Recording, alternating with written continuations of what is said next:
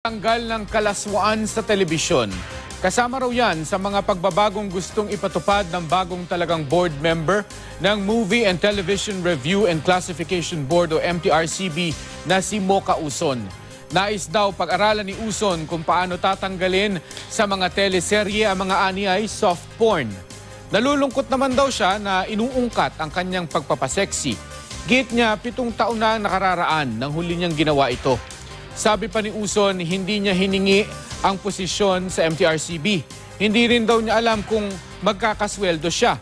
Kung meron man, idodonate raw niya ito sa Duterte's Kitchen o sa DSWD. Ipagpapatuloy pa rin daw niya ang kanyang vlog.